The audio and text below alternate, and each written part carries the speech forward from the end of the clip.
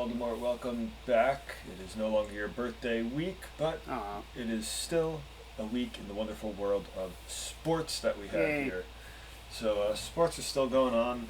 NHL still has 0 positive tests, although that's not the same for the NFL. Actually, we don't know because over the weekend we had potentially the biggest scare of all the sports, which was 77 positive cases in training camps. And then it turns out those were false positives. Not only did they rerun the test and they came up negative, but they also retested all 77 individuals, and all 77 people came back negative. Yeah, so, this sort of perplexes me because we talked about, I believe, last time about the spit saliva test that Yale was working on, and if that's not as accurate as the nasal one, I presume these guys are using a nasal swab test, and that's not coming out with a bunch of having a bunch of false positives. I don't know if we can trust anything at this point. Yeah, it doesn't say from the reports that how the testing was done. Yeah. But remember, this isn't the first time we've had a false positive. Back when the Phillies seemed to get cases from the Marlins, it turns out that 2 of the 3 cases were false positives, and then the 3rd case was unrelated to the Marlins. Yeah. So it's not like this is the first time that we've but it's pretty alarming. It's 77 players across a bunch of different teams. I mean, that's just that's scary. Thank goodness that it was a false alarm, because as we've been saying for several months, that the hardest sport you're going to get to try to get back to some normalcy is the NFL. There are just so many players. There's so much contact. Yeah. It's very hard. Speaking of normalcy in the NFL, this actually just broke a few hours before recording. The Miami Dolphins will reportedly allow up to 13,000 socially distancing fans to attend their home opener against the Buffalo Bills on September 20th. For some reference, the stadium fits about, I'd like to say 65,000, something like that. Yeah, I mean, you have the space, but at that point, you're socially distancing. I mean, I don't know. I don't like it. I mean, I've always said the best seat to watch a football game is your couch. Or in the parking lot, depending on who you ask. I mean, don't get me wrong. I tailgated. My dad had season tickets for the Jets when I was a kid for a while, and I loved going to those games, cooking on the grill. A couple of years ago, I went with Janine and her family, and I threw the sliders on the grill, and we all had a great time until it decided to, downpour all game. Yeah, that's the problem with open weather events. Yeah, but it's... I don't know. I think Florida's just moving too fast again. Well, actually, the trend's going the other way. That Florida actually this week has recorded its lowest total of cases in a very good while, including only. Oh, I'm looking at a map and it didn't load properly. But it is below 5,000 new cases a day. There we go. Yeah, but you're not going to maintain that or get lower if you're getting people into stadiums. Well, it's, as I've always said about this, it is risk management. Yeah. Additionally, Florida, most of the cases have consistently been on the Miami, Fort Lauderdale area, not around Jacksonville. Yeah. So, I don't know. This would be the first big sporting event open to the public since Rudy Gobert decided to touch all the microphones. But I'm not sure that now is the time. Still, if you're going to see it out of anywhere, Florida would be one of the places you would see the first sporting event. Or Texas. I know for a fact MLB has resigned itself to not allowing fans this year, even though they left the door open back when they started. But with cases steadily declining in the United States, we might see and also treatments being greenlit for emergency use, that we'll see what happens. with this. At least the good news is that they're at least saying this is a possibility. That's an improvement over the last several months. That saying that it's too bad. The fact that they're at least talking about it means that people are seeing that we could be in a position where we could see some semblance of return to normalcy as long as people make smart decisions. Now, whether people will want to do that is a different matter, and that's what the free market is for. Yeah. Yeah, So but we'll have to see. yeah, you know what it you actually I started on this topic, so I think it's your turn. Well, what I was going to say was we've had a lot of talks about different things here on this channel. We've been political, we've been religious, we've been sporty. Sometimes we've been sporty. Let's be like Mike Trout of the Los Angeles Angels and get into the weather. I thought you were going to say never get into the postseason. No, he was there once. He got his butt kicked. But no, we have the Gulf of Mexico. It's going to get slammed with 2 storms. But then over in California, we've got a lot of on fireness over there. Let's see, the Dodgers have won 4 in a row, 9 of their last 10. The Padres, led by Fernando Tatis Jr., 7 wins in a row, sitting at 18 and 12. And the San Francisco Giants, who we said last week were at the bottom of the standings, have now won 6 in a row and are at 14 and 16. So, yeah, it's 2020, and also apologies to the people affected by the actual wildfires going on in California.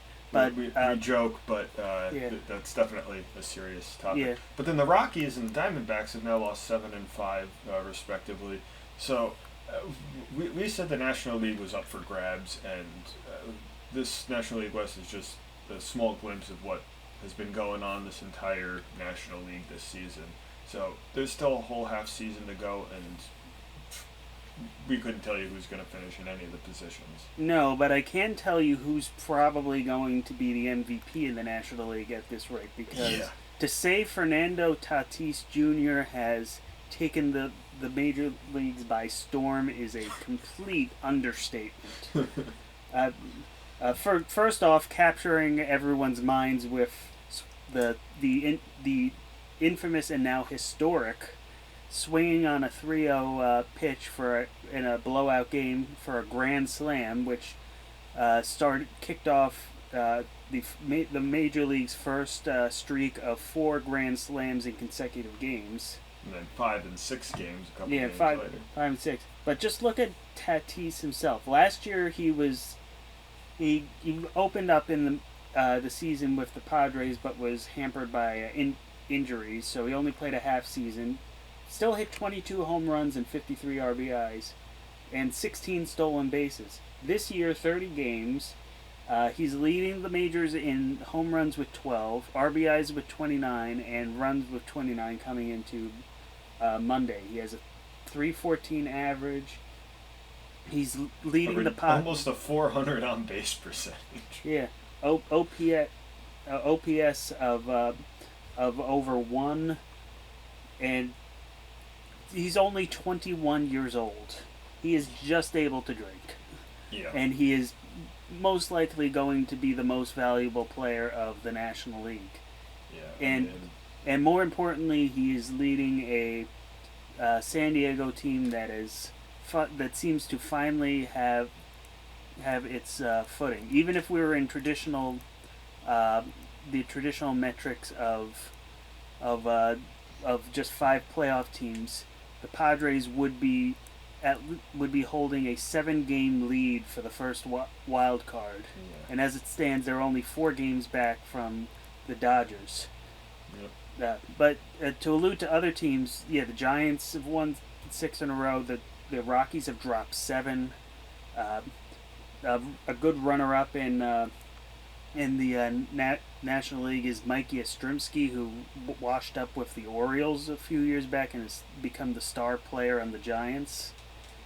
The National League West is a microcosm of things to go, and And that actually brings into another thing I want to talk about, because this Friday, everyone forgets we're over halfway through the season at this point. We got that trade deadline. Yeah, the trade deadline on Friday, but I don't know. I don't know, because the only clear sellers that you can see: Boston, Kansas City, Detroit, Anaheim, and Pittsburgh. In the National League, the Philadelphia Phillies, who have the second worst record, are basically only a couple wins away from a playoff spot in that division. Led by Sir Didi. Yeah. Yeah, and so yeah, but basically the only team in the National League that is outright eliminated are the Pirates. In the American League, it's a little better, but you still have 3 or 4 teams. You have the only division that seems mostly locked up is the West, with Oakland and Houston. I mean, just to eliminate. I mean, we know the Pirates are bad, but they are only like 5.5 games out, really. Yeah. And we've seen teams get hot. Now, do I think the Pirates are going to get hot enough to pass every team? No. But if you think to last year's NHL, the St. Louis Blues had the worst record in the NHL, stormed back, made the playoffs, and then won the National Hockey League Stanley Cup championship. So yeah. I don't want to count out the Pirates yet, but I'm going to. Yeah. Yeah. The other problem is with the short season, how do you gauge how much you're giving up, dude? Which means, and maybe if this was a normal season and these records were roughly the same, maybe the Pirates trade Josh Bell. I don't see that happening. Maybe with the Phillies, if they can't recover, maybe JT Realmuto gets traded for well. I could see the Phillies standing pat because no one wants to give up a big haul for basically a 1-month rental. It's even worse than normal season. And who do you go after? The only market that's really going to be taking off is relievers, and a few of them have already been dealt from teams. So prepare for a boring market. I don't see anything like the Zach Greinke blockbuster that broke after the trade deadline ended. Yeah, we might see, like you said, a couple relievers, and that might be it. But I don't see too much, because everyone's still like in contention, unless if like you said, like the Red Sox like really sell off. But then again. Yeah, well, I don't know how much they really have left to sell. Yeah, I mean, I can probably tell you a few names that you could see traded. Jackie Bradley Jr. is probably about the best rental player you could find being dealt. Same thing, maybe Jonathan Scope on the Tigers, Dylan Bundy on the Angels. Those are probably going to be your best guys. Because at some point, a guy might be so good that in 1 month, no one's going to give enough up to warrant trading. But we'll see. We've had surprises before. Yeah. So I'm excited to see how this is all going to play out. But I know it's going to be a bit of a waiting game. Yeah. Which is sort of like how NASCAR's sort of been. Are you sure that's waiting? They go pretty fast. Actually, they went really fast. If you saw towards the end of the Indy race yesterday, the Indianapolis 500, some dude got loose and smashed into the inside of one of the turns. His car was obliterated. They had to help him out. It was scary, almost as scary as Ryan Newman at the beginning of the year at the Daytona 500. NASCAR's been. It's basically been the Denny Hamlin, Kevin Harvick show, which I like both drivers, Harvick being my main guy. But both of them have won a combined 13 races this year. Like the 3 times they've had Saturday, Sunday races, back-to-back weekends. Both of them have won both those races. I mean, Harvick's already clinched the most points overall for the regular season. And there's still a whole race to go. He's basically banked up enough playoff points to not even show up to one of the 4 races in the first round of the playoffs. And the time they get there, the final race of the season is in Phoenix Raceway in Avondale, Arizona. And Kevin Harvick, his last 20 races have all been top 5s, basically, except for 3 of them, for 4 of them. At one point, he won a streak of 4 in a row, 5 of 6. Yeah. So Phoenix is like his playground. An average finish of 8.97, but that was with like a couple bad finishes early on in his career. So I think if Harvick gets it to the end, it's easily his race to lose. And I mean, we're not going to get that until November 8th. So it's still a couple months out, but that's what it's just looking like. It's just not even close. And it's just... I'm excited because I want him to win another championship, but at the same time, it's just sort of like... it's kind of boring. It's him and Hamlin trade off who leads all the laps. Of course. Moving over into the NBA, the finals brackets have been chugging along. We already have one second semifinal matchup set, and a couple teams are already eliminated. The 76ers and the Nets have both been eliminated. The Sixers were the first team to have been eliminated, but getting swept by the Celtics, and the Nets followed suit, being swept by the Raptors. So those two teams will face off in the semifinals. Now that's sort of interesting because both teams have some injured players. Most notably, Kyle Lowry on the Raptors has a sprained ankle, and he left like after like 9 minutes or something into yesterday's game. So I don't know if he's going to be back for the start of this series against the Celtics, or if he's going to tough it through and help the Raptors to be defending champs. I'm not sure about that. The Celtics lost Gordon Hayward to an injury, and Hayward just can't seem to, like, he keeps getting bit by that injury bug, and it's getting real tough. Yeah.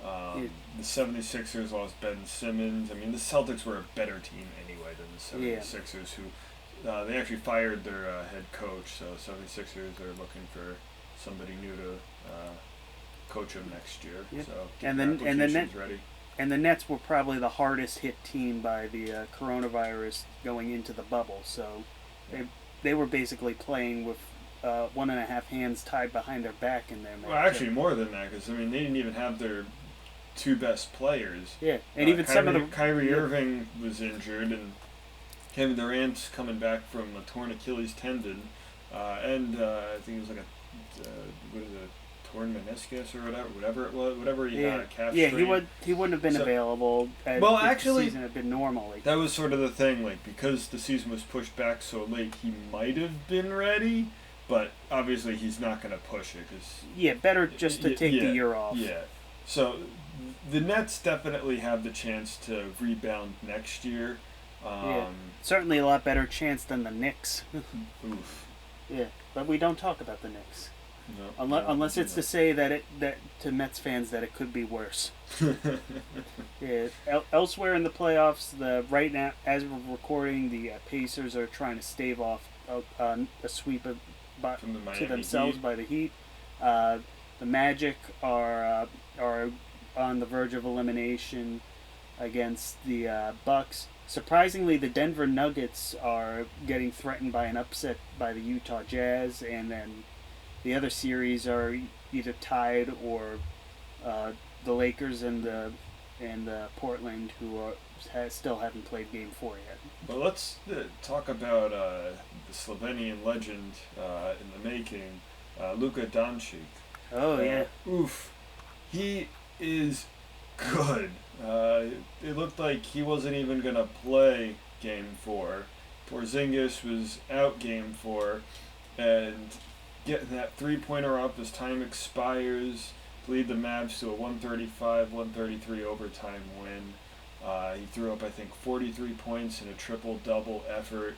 I mean, it was just unbelievable. I mean, I as much as I like the Clippers, because Doc Rivers used to coach the Celtics, and I liked him, and he's got Kawhi Leonard, who I think is great, and I liked Marcus Morris, who was on the Celtics for a couple of years. And ultimately, we want to root for them more than the Lakers. Yes, there's that too. But the Dallas Mavericks, I like Dirk Nowitzki, and I thought Kristaps was pretty good. I'm just sort of like, all right, maybe I'll root for Dallas, even though, like, I shouldn't, because my dad hates the Dallas Cowboys. So it's like I feel a little guilty rooting for the Mavericks, but they also took down LeBron James that one year in the playoffs. So part of me wants to root for the Mavs because I like that tandem of Luka and Kristaps, but at the same time I like the Clippers too. So I don't know. I'm a little torn which way this will go.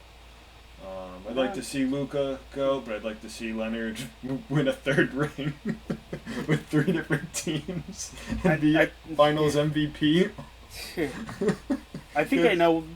Yeah, I think I know. The actual thing I want to root for is to see someone not called the Lakers. As much as that would be the tribute for the Kobe Bryant, whose birthday was just this past Sunday. Yep. Kobe At the same time, the Lakers have become the super team that everyone loves to hate on. Well, it's like the Yankees, sort of. Yeah, or the Astros, minus the tin can. And to wrap up our sports, we haven't talked about hockey that much. We're finally in the best of 8 format. Yes. With right now, first games have been played. The Golden Knights won their first matchup. Dallas Stars. Yeah. Actually, Boston. The Golden Knights. We've got a little controversy going on over there. Oh, do we? Yeah. So as you remember from, I think it was 2 years ago, we talked to the Vegas Golden Knights. I said, oh well, they're out there to prove that. Because they were the expansion team, and when you have the expansion, you get to steal players from other teams who aren't protected. So they're basically like the leftover players nobody really wanted. The island of misfit toys. And one of the players was goalie Marc-Andre Fleury, who had won 3 cups with the Pittsburgh Penguins, although he was in a tandem for 2 of them. But he led the Golden Knights to the Stanley Cups in their inaugural year, and basically towards the end of this year, the Knights traded for goalie Robin Lehner, and Lehner's been doing really well right now. He's basically in net, and Marc-Andre Fleury's agent apparently sent a tweet out depicting the goaltender being stabbed in the back with a sword engraved with the coach's name on it. Fleury was not happy about that, and his agent removed that. This is going to be crazy. I think the Knights are going to be playing the Canucks, I think. They're playing the Canucks. Yeah. And Fleury is 12-2-2 against the Canucks all time and hasn't lost to them since 2006. So there's that. I think if at one point if it goes to 5 games or something like that, they got to play back-to-back days, which would be fine to platoon the 2 goalies. That way you get a break. But yeah, this is going to be. I kind of feel bad for Fleury. He's been cast away basically twice at this point. The other matchups, Dallas Stars against the Colorado Avalanche. Dallas leads that. Boston leads. The Avalanche actually lost their goalie, so yeah. Time to call the Zamboni driver. Yeah, it's just Hockey's looking to be crazy. We got the not the Capitals, the Islanders, who kicked the crap out of the Capitals. They're going to play against the Flyers. Yeah, the Flyers got the number one seed over Boston because of that weird round robin play-in tournament thing. Yeah. So we're having those two, the Lightning versus the Bruins. Once again, conflicted. I kind of like the Lightning because a lot of the Rangers went over there a couple of years back. Not all of them are still there, but it's sort of like, eh. But then I like Zdeno Chara on the Bruins, so once again, conflicted in that series, but I want the Islanders and Flyers to both lose, so clearly... I'm the opposite, that I'm always for New York teams being in there, and Islanders aren't actually New York anymore. Well, they still have the name like the Jets and it's the status. It's complicated on Facebook. That's what Long Island is to New York. That's what Long Island is, mm-hmm. And also the Islanders have 4 Stanley Cups. They won 4 in a row, mm-hmm. But they haven't won any since then. So let's keep it that way. Yeah, but it's almost been 40 years. Yeah, but my sister's boyfriend's an Islanders fan, and I can't let Chris rub it in my face. Oh, I guess then we gotta. But I don't like the Flyers either, because I can't root for a Philly team. Then how about this? Root for the Islanders against the Phillies, then root for Boston or Tampa in the next round. I'm just gonna vote Vegas Golden Knights. Let's go. Just vote Fernando Tatis. Vote for none of the above. Yeah, and then I guess to wrap it up, since we're running on time. Yeah, I guess for once. Yeah, for once we actually will stop near around where we said it. 2 things. One I want to bring up is that something I had a thought of is what's going to happen in October and November, because September and October are going to be crazy with the Stanley Cup, the NBA Finals, the MLB starting, the playoffs and World Series. But then, what happens after this? Because technically, the NBA and NHL are supposed to start in October, and the NHL has been pushed back at least until December 1st, and we'll still run a normal season. And similarly, the NBA will try to get its season out, and they will. I had it up, and of course I overwrote it. That they will be starting around, I believe, December 16th. I mean, that's even if we get that far. December the election's supposed to be at the beginning of November for the president, and to be 2 political bros, this is going to be a crapshoot. Probably the election is going to be what keeps us entertained while we wait for the seasons to reset. I mean, be honest with yourself. California might not be the only state on fire after the election. Depending, I mean, either way, whoever wins. Yeah. Welcome to the climax of 2020, the movie. This is gonna be. Oh man, Seth Rogen needs to jump 50 years into the future and make a movie on this. Right? No, do you remember the one movie, I forget the name, where it's like a voting malfunction causes one man to be the person who decides the election? No, I don't think I've ever seen that. I think it was The Campaign or something. I don't know. That there's a voting thing said that this guy, depending on who he chooses, swings the election in that guy's favor. Yeah. And then the 2 candidates bend over backwards to try to appease him. It was hilarious. And then I guess the other thing is Terry Francona is still battling gastrointestinal conditions. He's missed 17 games, and he'll miss the upcoming 3-game series against the Twins. Yeah, Sandy Alomar Jr. has been doing a good job filling in, but as someone with gastrointestinal issues myself, we hope all the best. Yeah, I mean, even the management's like, dude, you got to take even more time off. So they want him to rest. They know he's their guy. He's done really well. I mean, Cleveland wasn't even really supposed to contend this year because they sold off a bunch of pieces. And then it turns out they can make good starting pitching appear from magic. Yeah, I mean, they've been doing that a lot. Yeah, I mean, did you see? They're very. I mean, they had Sabathia, Santana. I mean, they just keep replacing people. Yeah, did you see the guy on Saturday with the 10 strikeouts in his big league debut? No, I Oh, didn't. this lanky guy comes in, gives up one run over six innings, and just looks about as strong a debut as you will find in the majors anytime soon. And one last note before we go and we get tangent, and then it's a 45-minute episode again. As usual. I was talking with my dad about this, and we both agree. Aaron Boone's got to let his pitchers throw a little bit more. I know it's a shortened season; they haven't been able to rev everything up completely, but Garrett Cole was definitely right to be angry not to finish that outing last week. Yes, I know he threw 109 pitches, but at this point, he was throwing a really good game. I think you got to let him finish that. You got to let these guys get to 7 innings. Because not even letting them finish like 5 innings sometimes is just wrong. Well, I tell what it is, and I heard this while watching the potential no-hitter for Kenta Maeda the other week.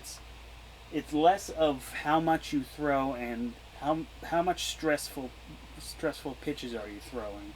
That how many pitches are you throwing with runners on base in 3-2 counts? How much are you under duress while throwing?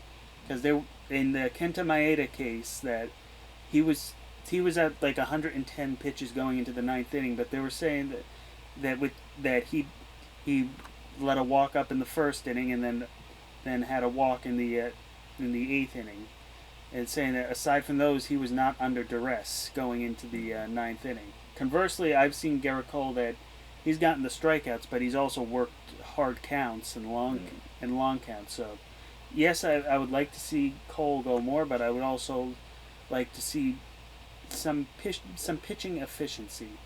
Although I agree with you, let him go 120 pitches. He's the type of guy that you can trust with that. Yeah, especially now that we're halfway through, and you'd want to stretch him out a little bit. You want to build up the arm so you can make a deep November run. Yeah, deep November run, especially since I've been a little concerned about Ottavino and a few others. But we'll leave that for next week when hopefully the Yankees are healthy. Judge is up there with Tatis. Swing at those 3-0s. Yeah, swing early, swing often. And also wear your masks and wash your hands. Yep. All right. Catch you later. Adios. Bye.